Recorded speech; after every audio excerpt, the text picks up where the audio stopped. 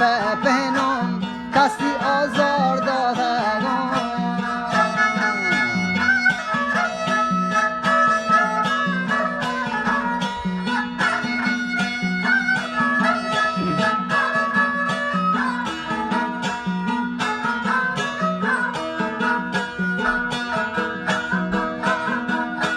دل برا پیری بپنم کسی آزار دادگان بر رو به هاش منی سر چوکن رو ها مردگان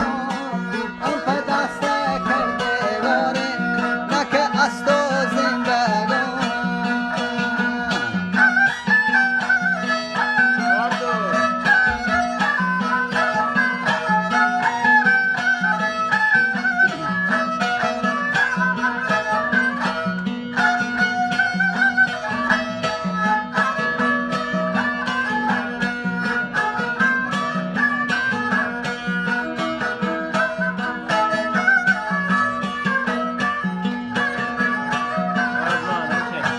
اون پا دست کردی غارن نکه است و زندگان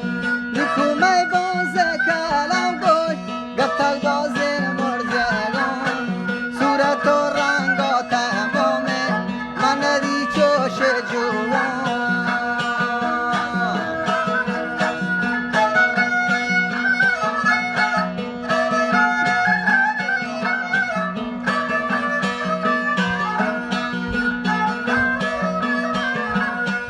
صورت و رنگات مومن من ری چوش جوان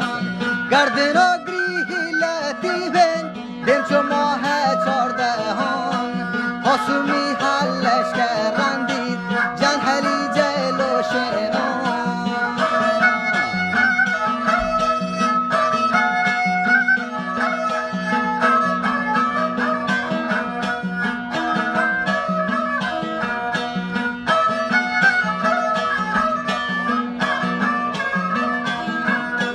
چشمه چاهت میزن شدی رز ماوران حسومی